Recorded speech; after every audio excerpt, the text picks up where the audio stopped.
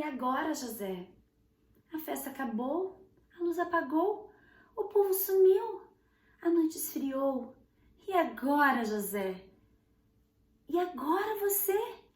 Você que é sem nome, que zomba dos outros, você que faz versos, que ama, protesta. E agora, José?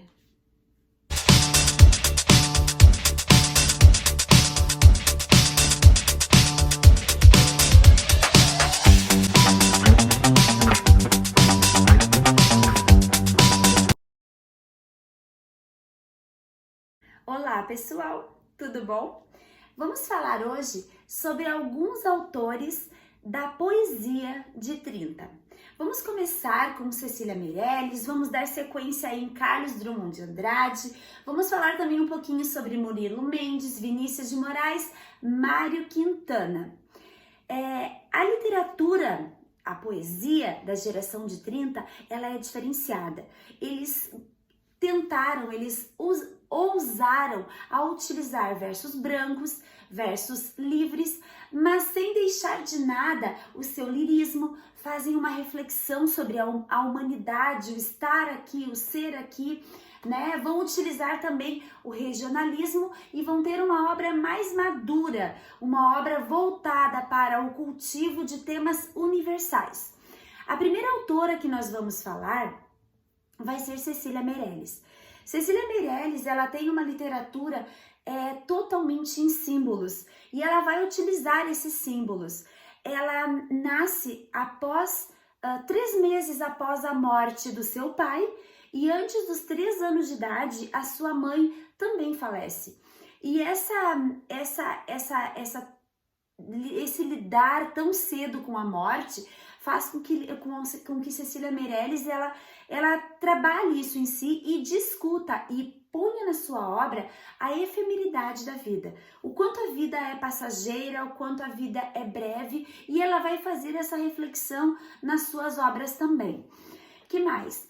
Não tem como dizer, Cecília Meirelles teve essa obra, essa é importante. Não, toda a literatura dela, toda a obra, ela vai ser assim muito boa, de uma qualidade incomparável. Nós vamos também observar na obra dela uma influência por inovações, uma linguagem poética, uma linguagem toda voltada para essa visão de mundo que ela adquire ao estar assim tão próximo e tão distante da morte, tá? Então ela vai trabalhar isso na sua obra. Ela tem aí um toque todo simbolista, lembram lá do simbolismo? Então ela vai trabalhar com aliterações, com assonâncias, vai utilizar muito a metáfora, também vai empregar ali, vai utilizar, enfim, esse simbolismo, esse místico em favor da sua literatura. Carlos Drummond de Andrade. O que falar sobre Carlos Drummond de Andrade? Esse autor que é eclético e ao mesmo tempo ele é versátil. Ele utiliza uma poesia toda aí, ele fala sobre amor, vai falar sobre o dia a dia, amigos, família, sobre o nosso existir também. Então é uma pessoa que também acrescentou muito para a nossa literatura. Utiliza-se também de versos mais longos e ele vai ter uma literatura quase como, utiliza aí uma poesia quase que uma prosa, tá? Mas é um poeta extremamente importante para nossa literatura também. Mário Quintana, eu estou aqui ao lado de um quadro do Mário Quintana. Muito legal, foi um presente que eu ganhei de um aluno há alguns anos atrás e ele é escrito a caneta mesmo, escrito pelo próprio autor e eu, toda boba, coloquei num quadro, virou um quadro. Vou ler então para vocês neste momento essa poesia. O mapa. Olha o mapa da cidade como quem examinasse a anatomia de um corpo, e nem que fosse o meu corpo. Sinto uma dor infinita das ruas de Porto Alegre, onde jamais passarei.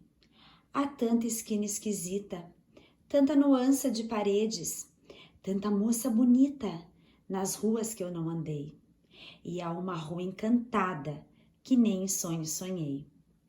Quando eu for um dia desses, poeira ou folha levada, no vento da madrugada, serei um pouco do nada, invisível, delicioso, que faz com que o teu ar pareça mais um olhar, suave mistério amoroso, cidade do meu andar, deste já tão longo andar, e talvez de meu repouso. Bom, deixa eu falar um pouquinho sobre o Mário Quintana. Então, o Mário Quintana, ele é considerado o arquiteto das palavras e expressões, porque ele trabalha muito bem, ele faz um jogo com essas palavras.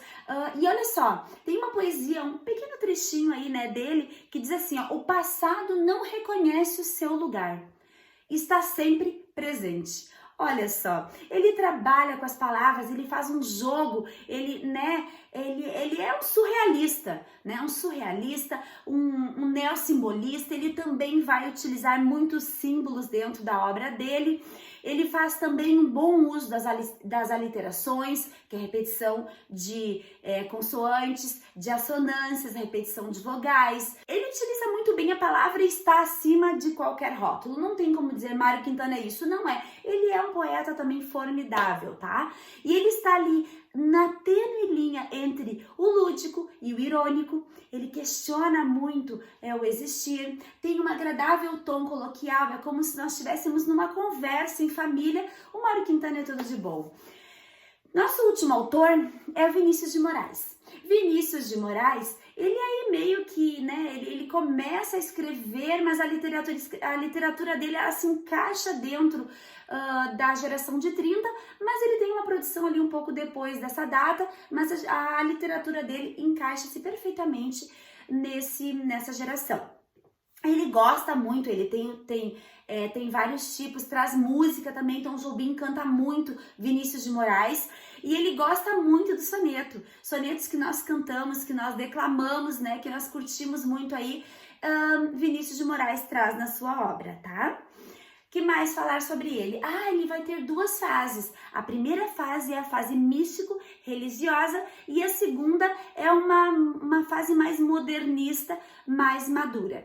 Tá bem? Então, são estes os autores do nosso modernismo, da parte da poesia.